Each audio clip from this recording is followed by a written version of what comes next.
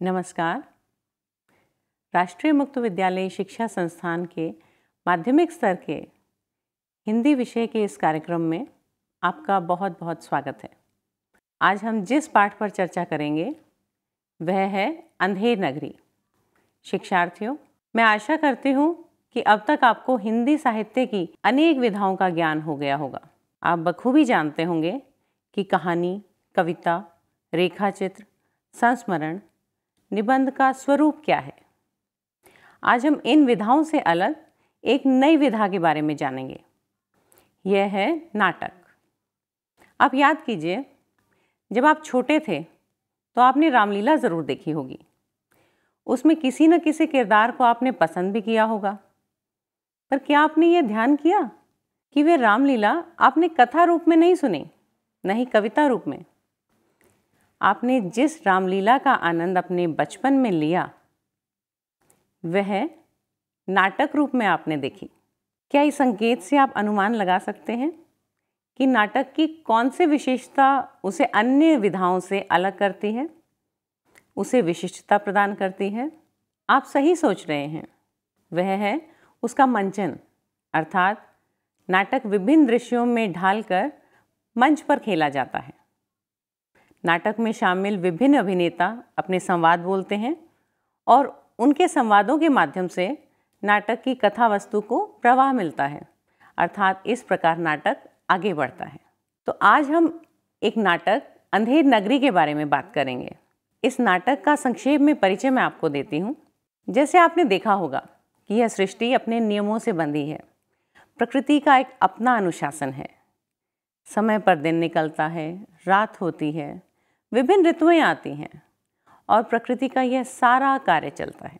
ठीक वैसे ही यही अनुशासन आपने अपने घर में भी देखा होगा। घर के सभी सदस्य अपने निर्धारित कार्य समयानुसार करते हैं। ऐसा ही अनुशासन समाज पर भी लागू होता है। समाज जिसमें राजनीतिज्ञ हैं, सामान्य जनता है, व्यापार है, न्याय है और भी बहुत से क्षेत्र हैं जिनमें निर्दिष्ट नियमों के अनुसार कार्य होता है। यदि ये नियम न रहें तो समाज में अनुशासनहीनता आ जाएगी। सरकार यदि अपना कर्तव्य पालन न करे तो एक प्रकार की अराजकता फैल जाएगी। इसी प्रकार के मुद्दे लेकर यह नाटक हमारे सामने विभिन्न प्रश्न खड़े करता है। कहने के तो ये नाटक स्वतंत्रता पूर्व लिखा गया है, लेकिन इस नाटक को पढ़ने के बाद आप स्वयं अनुभव करेंगे कि यह नाटक आज के समय में भी उतना ही प्रासंगिक है। तो आइए सबसे पहले हम ये जान लें कि इस चर्चा के बाद हम कौन कौन से उद्देश्यों को प्राप्त करेंगे।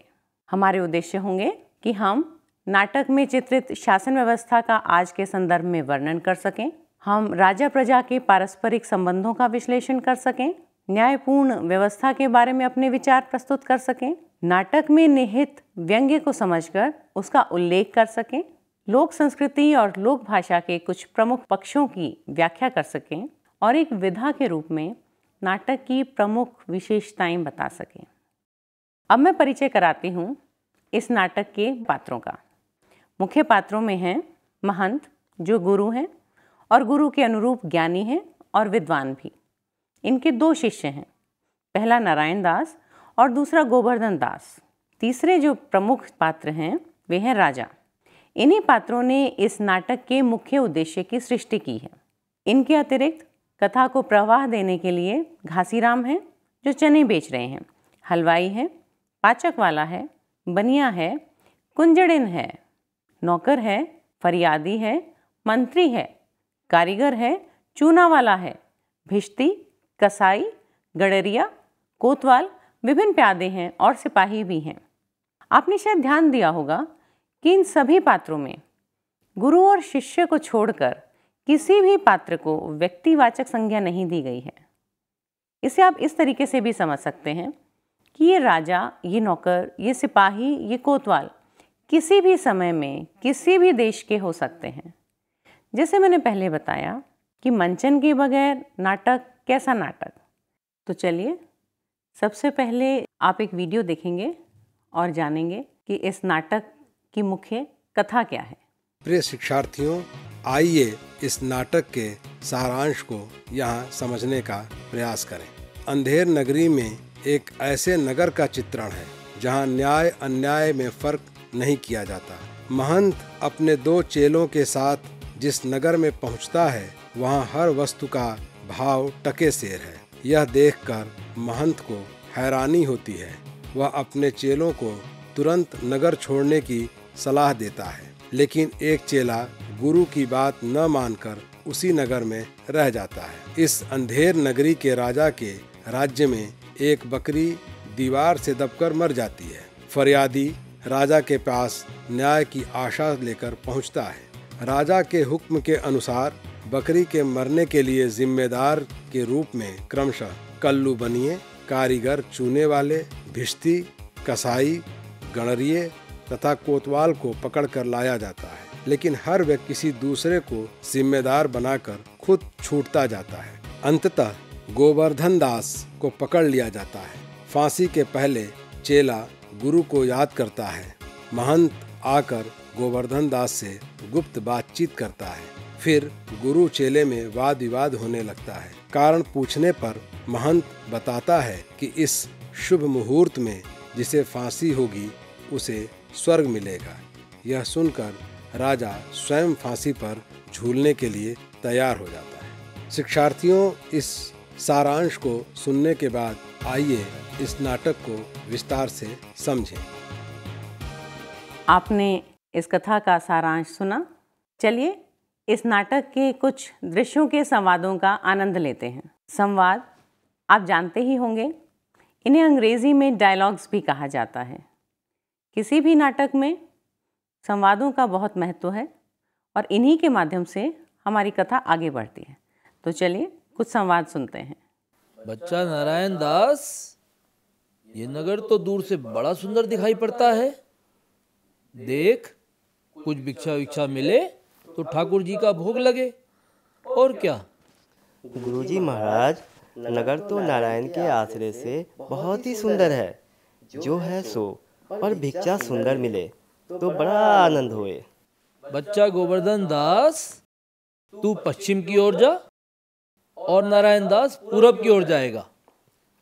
देख, जो कुछ सीधा सामग्री मिले तो श्री सालिग्राम जी का बाल भोग सिद्ध हो। गुरुजी, मैं बहुत सी भिक्षा लाता हूँ। यहाँ के लोग तो बड़े मालदार दिखाई पड़ते हैं। आप कुछ चिंता मत कीजिए। बच्चा, बहुत लोभ मत करना। देखना, हाँ, लोभ पाप को मूल है। लोभ मिटावत मान, लोभ कभी नहीं कीजिए, या मैं नरक निदान।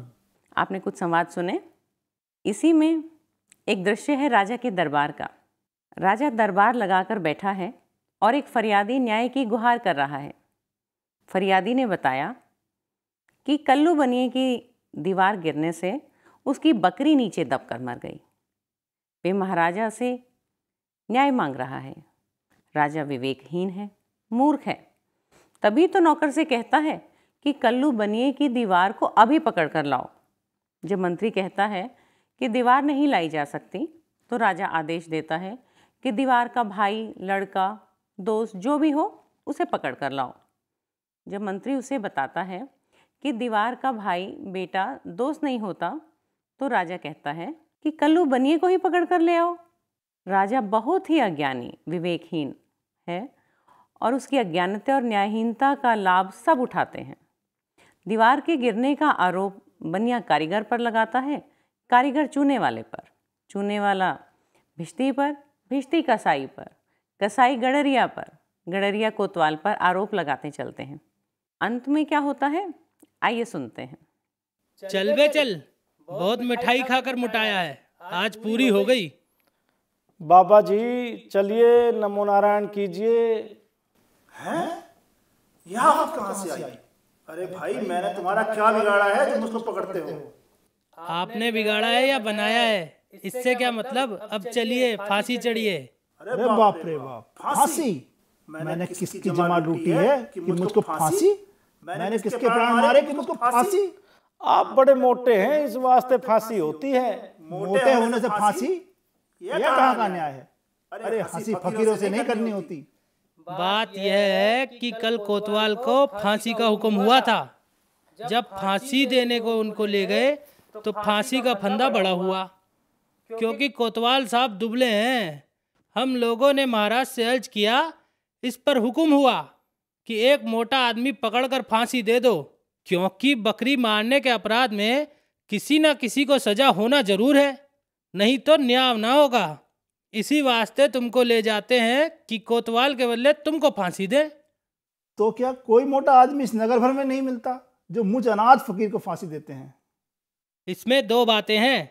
एक तो नगर भर में राजा के न्याय के डर से कोई मुटाता ही नहीं, दूसरे और किसी को पकड़ें तो वह ना जाने क्या बात बनाए। और फिर इस राज में साधु महात्मा इन्हीं लोगों की तो दुर्दशा है, इससे तुम ही को फांसी देंगे। दुहाई परमेश्वर की, अरे मैं नाहक मारा जाता हूँ। अरे यहाँ बड़ा ही अंधेर है। अरे गुरुजी महाराज का कहा मैंने ना माना, इसका फल मुझको भोगना पड़ा। गुरुजी कहाँ हो? आओ मेरे प्राण बचाओ। अरे मैं बेअपराध मारा जाता हूँ, गुरुजी गुरुजी। और इस प्रकार प्यादे गोवर्धन दास को पकड़कर फांसी दिलाने ले चले। हाय, मैंने गुरुजी का कहना ना माना, उसी का फल है। गुरुजी कहाँ हो? बचाओ बचाओ, गुरुजी गुरुजी। और इस प्रकार प्यादे गोवर्धन दास को पकड़कर फांसी दिलाने ले चले। अरे बच्चा गोवर्धन दास, तेरी ये क्या दशा है? गुरुजी, दीवार के नीचे बकरी दब गई, सो इसके लिए मुझे फांसी देते हैं। गुरुजी बचाओ। अरे बच्चा, मैंने तो पहले ही कहा था कि ऐसे नगर में रहना ठीक नहीं। तैने मेरा कहना नहीं सुना। कोई चिंता नहीं, नारायण सब समर्थ है। सुनो, मुझको अपने शिष्य को अंतिम उपदेश देने दो। तुम लोग तनिक किनारे हो जाओ। देखो, मेरा कहना ना मानोगे तो तुम्हारा भला न होगा। नहीं महाराज, हम लोग हट जाते हैं, आप बेशक उपदेश दीजिए।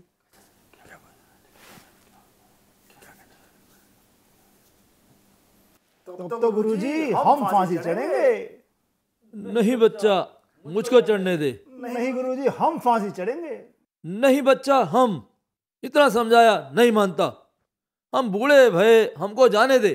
स्वर्ग जाने में बूढ़ा जवान क्या, आप तो सिद्ध हैं। आपको गति अगति से क्या, मैं फांसी चढ़ूंगा। भाई ये क्या माजरा है, कोई समझ नहीं पड़ता। हम भी नहीं समझ सकते यह कैसी गड़बड़ है। हम भी नहीं समझ सकते ये कैसी गड़बड़ है। यह क्या गोलमाल है? महाराज, चेला कहता है मैं फांसी पढ़ूंगा, गुरु कहता है मैं पढ़ूंगा, कुछ मालूम नहीं पड़ता क्या बात है। बाबा जी बोलो, काहे को आप फांसी चढ़ते हैं? राजा, इस समय ऐसी साइत है कि जो मरेगा सीधा वैकुंठ जाएगा। तब तो हम ही फांसी चढ़ेंगे। हमको तो हुक्म है। हम लटकेंगे, हमारे सबब से तो दीवार गिरी। चुप रहो सब लोग। राजा के रहते और कौन बेकुट जा सकता है? हमको फांसी चढ़ाओ जल्दी जल्दी। जहाँ न धर्म न बुद्धि नहीं नीति न सुजन समाज, ते ऐसे ही आप ही न से जैसे चौपट राज। तो यह हमारा नाटक है अंधेर नगरी। आपको यह तो स्पष्ट हो ही गया होगा कि नाटक दृश्य एवं मंचन के कारण अन्य साहित्यिक विधाओं जैसे कहानी, उपन्यास, नाटक आदि से अलग होता है। जैसा कि आपने सुना और पढ़ा कि अंधेर नगरी एक व्यंग्य और हास्य प्रधान नाटक है। जब किसी रचना में परिस्थिति की असंगति रहती है और उस परिस्थिति पर रचनाकार विभिन्न प्रकार से चोट करता है, झूठे आडंबरों, कुरीतियों, अन्याय को उजागर करता है, तो व्यंग्य उत्पन्न होता है। इस प्रकार की रचना को व्यंग्य रचना कहा जा सकता है। साथ ही परिस्थितियों की विडंबना को देखकर हास्यप्रद स्थितियों से एक स्पष्ट रूप से दृष्टिगोचर होने वाला हास्य उत्पन्न होता है। इस प्रकार की व्यंग्य रचनाएं मनोरंजन तो करती ही हैं, साथ ही तत्कालीन परिस्थितियों की राजनीतिक विसंगतियों को भी उजागर करती हैं। आइए नाटक के प्रमुख तत्वों पर एक बार चर्चा करते हैं। इस नाटक के मुख्य बिंदुओं को जानना आपके लिए उपयोगी होगा। यह नाटक एक व्यंग्यात्मक नाटक है। इस नाटक के निम्नलिखित तत्व हैं जिसे आप जान सकते हैं: कथा वस्तु, चरित्र चित्रण, संवाद योजना, परिवेश, भाषा शैली, उद्देश्य और अभिनेता। इसके अतिरिक्त इस नाटक का उद्देश्य अंग्रेजी शासन के अंतर्गत भारत की दुर्दशा को चित्रित करना है। तो यह कथा वस्तु आपको स्पष्ट हो गई होगी। अब हम बात करते हैं चरित्र चित्रण की। चरित्र चित्रण अंधेर नगरी नाटक का अत्यंत सशक्त पक्ष है। महंत गुरु के रूप में है, गोवर्धन दास शिष्य है, राजा और मंत्री अन्याय के प्रतीक हैं। गुरु के माध्यम से यह संदेश प्राप्त होता है कि जहाँ हर वस्तु का मूल्य मापने का एक ही पैमाना हो, वहाँ सुशासन व्यवस्था अन्याय पर आधारित होगी और ऐसे नगर में रहने से कभी भी विपत्ति आ सकती है। गुरु द्वारा अंधेर नगरी छोड़ने का निर्णय सर्वथा उचित था, परंतु उनका चेला गोवर्धन दास लोभ में पड़ जाता है। यद्यपि गुरु ने उसे लोभ न करने का भी उपदेश दिया था, नाटक के अंत में अपने चेले की प्राण रक्षा करने के लिए ही गुरु उपस्थित होता है और अपने विवेक से उसे बचाने में सफल होता है। इस प्रकार महंत के माध्यम से लेखक यह संदेश देता है कि हमें अपनी बुद्धि और विवेक का प्रयोग करते हुए अपनी स्वाधीनता की रक्षा करनी चाहिए और लोभ में नहीं पड़ना चाहिए। अगला महत्वपूर्ण पात्र है गोवर्धन दास, जो महंत का शिष्य है। वह अंधेर नगरी की प्रचलित मूल्य प्रणाली को देखकर अचंभित हो जाता है और लोभ में पड़ जाता है। लोभ के कारण वह अपने गुरु के ज्ञान का पालन भी नहीं करता और अंततः मृत्यु के द्वार पर आ खड़ा होता है। गोवर्धन दास जन सामान्य का प्रतीक है, जो छोटे छोटे स्वार्थों के लाभ में अपने विवेक को खो बैठते हैं और न्याय अन्याय में अंतर नहीं कर पाते, जिसका मूल्य उन्हें स्वयं भी चुकाना पड़ता है। अन्य महत्वपूर्ण है राजा। वह राजा जो प्रजा के सुख दुख के प्रति बिल्कुल संवेदनशील नहीं है। वह स्वार्थी है। अपनी भोग और विलास में वह लुप्त रहता है। वह जनजीवन के सामान्य ज्ञान से भी कोसों दूर है, इतना दूर कि जब उसे बताया जाता है कि बकरी दीवार के नीचे आकर मर गई तो वह दीवार को बुलाने के लिए हुक्म देता है। यह अपने आप में दर्शाता है कि राजा शासन करने लायक है ही नहीं। उसकी अयोग्यता के कारण ही निर्दोष लोग शोषित होते हैं और दुष्ट लोग अपने कपट से बच जाते हैं। देश में अराजकता है, अर्थव्यवस्था टूटी हुई है। कहने का तात्पर्य है कि यथा राजा तथा प्रजा को पूर्णतया यथार्थ रूप में चित्रित किया गया है। यहाँ मैं आपको स्पष्ट कर दूं कि यह नाटक स्वतंत्रता पूर्व परिस्थिति में रचा गया था, परंतु यह परिस्थिति किसी भी समय में प्रासंगिक हो सकती है। यदि राजा निरंकुश होगा, अन्यायी होगा, तो जनता त्राही त्राही करेगी। राजा की विवेकहीनता, उसकी मूर्खता उसे स्वयं मृत्यु द्वार तक ले जाती है। वह स्वयं मृत्यु को गले लगाने को तत्पर है। जब वह कहता है कि राजा के रहते और कौन बैकुंठ जा सकता है, हमको फांसी चढ़ाओ जल्दी जल्दी। अंधेर नगरी का अंतिम महत्वपूर्ण पात्र है मंत्री। वह मंत्री जिस पर शासन व्यवस्था चलाने का उत्तरदायित्व होता है, परंतु इस नाटक का मंत्री राजा की अज्ञानता और विवेकहीनता का लाभ उठाता है और स्थिति को सुधारने के लिए कोई योगदान नहीं देता। राजा की चापलूसी से काम चलाने वाला यह मंत्री समझ तो रखता है, पर उसका सही जगह प्रयोग नहीं करता। उसे राजा की मूर्खता का भली भांति ज्ञान है जब वह यह सोचता है कि यह तो बड़ा गजब हुआ, ऐसा ना हो तो वह बेवकूफ़ राजा इस पर सारे नगर को फूंक दे या फांसी दे दे। मगर वह इस प्रकार की चिंता नहीं करता कि किसी निर्दोष को फांसी होगी। नाटक के अंत में वह भी फांसी लगाने की होड़ में लग जाता है, जिससे उसकी मूर्खता का परिचय मिलता है। अन्य गौण पात्रों में फरियादी, कुंजड़िन, हलवाई, मंत्री, कल्लूबनिया, कारीगर, चूनावाला, भिश्ती, कसाई, गडरिया, कोतवाल, प्यादे और सिपाही हैं। ये पात्र प्रसंगानुकूल कथा विकास में अपना योगदान देते हैं। नाटक में अन्य महत्वपूर्ण तत्व है नाटक की संवाद योजना। आपने नाटक के कुछ संवाद अभी सुने भी और आपने ये पाठ में अवश्य पढ़ा होगा। क्या आपने ध्यान दिया कि नाटक के पात्र कथा को प्रवाह देते हुए और अपने चरित्र को दर्शाते हुए संवाद का ही प्रयोग करते हैं। इस सब के लिए आवश्यक है कि संवाद प्रभावशाली हो, संक्षिप्त हों। अब आप उन संवादों को छांटिए जिनसे आपको राजा के चरित्र का पता चलता है, महंत के विवेकपूर्ण व्यक्तित्व का पता चलता है, गोवर्धन दास के लालची होने का पता चलता है। मुझे विश्वास है कि ऐसा करने में आपको थोड़ी भी कठिनाई नहीं होगी। आप देखेंगे कि अंधेर नगरी के संवाद व्यंग्यात्मक हैं और जिन संवादों की पुनरावृत्ति हो गई है उनसे एक प्रकार की काव्यात्मकता आ गई है। आपने यह भी ध्यान दिया होगा कि संवाद संक्षिप्त हैं। जब भी संवाद संक्षिप्त होते हैं तो पात्र जल्दी जल्दी बदलते हैं और इस तरह कथा को भी गति मिलती है और नाटक में भी रोचकता आती है। नाटक का अगला महत्वपूर्ण तत्व है परिवेश। दूसरे शब्दों में हम इसे देश काल और वातावरण भी कहते हैं। अंधेर नगरी नाटक के दृश्यों, पात्रों के संवादों के माध्यम से हमें उस समय के परिवेश की जानकारी मिलती है। नाटक के कुल 6 दृश्यों में से बाजार, जंगल और राजसभा के दृश्य प्रमुख हैं।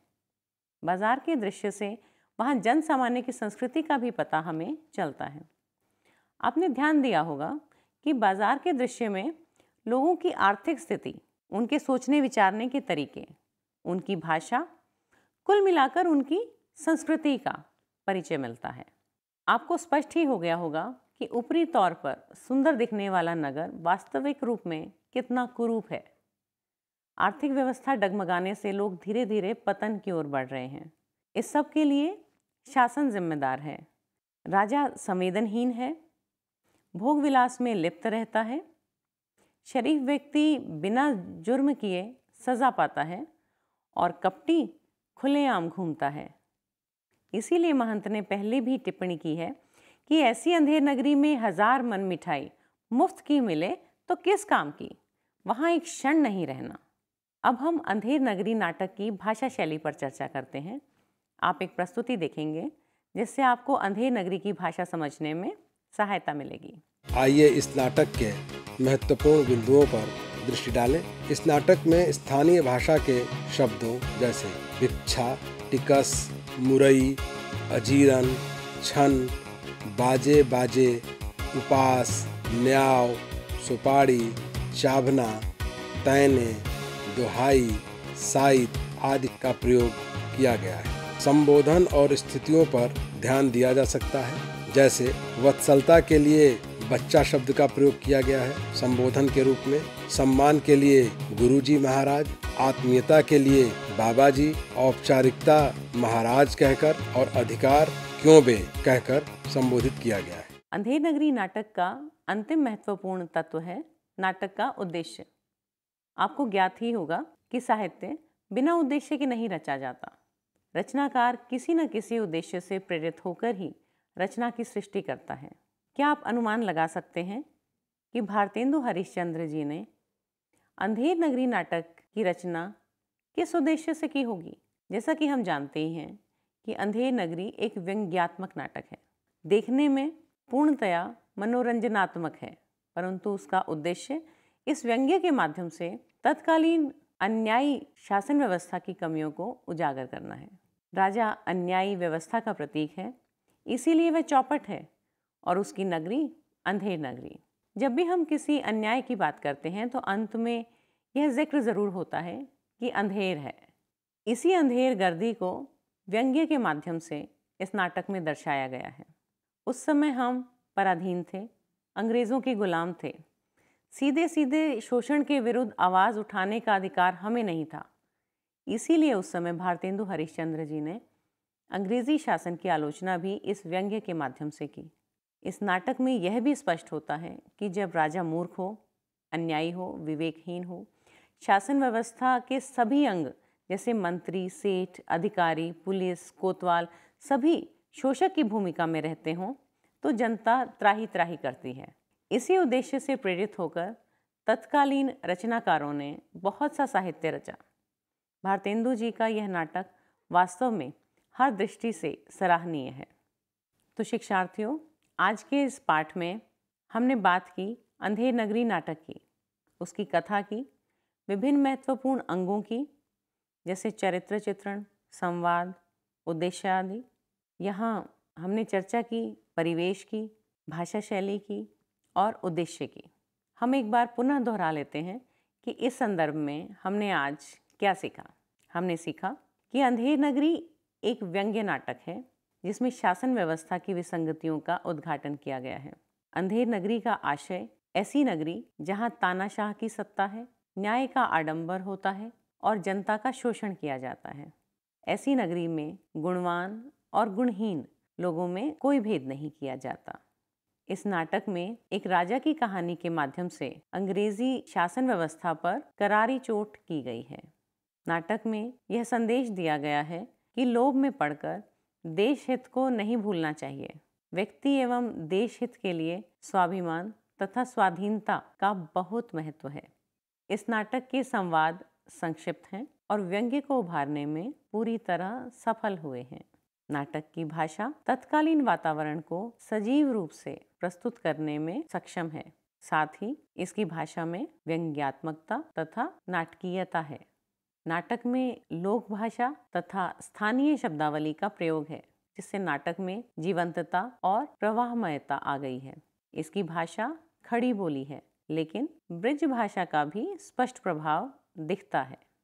अंधेर नगरी रंगमंचीयता की दृष्टि से एक सफल नाटक है।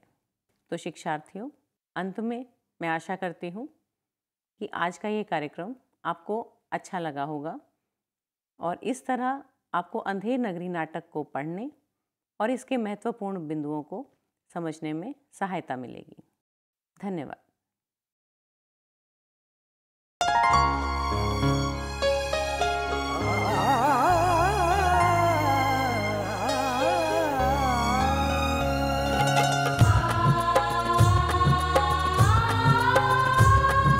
जीवन ये प्रकाशित करने, राहों को आलोकित करने, हम अपना दीपक स्वयं बने, हम अपना रास्ता स्वयं चुने।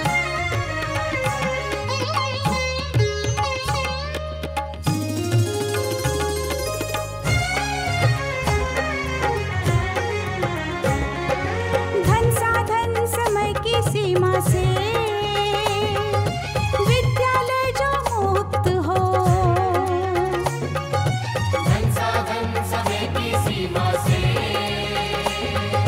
विद्यालय जो मुक्त हो। कभी पढ़े हम कहीं पढ़े वे विषय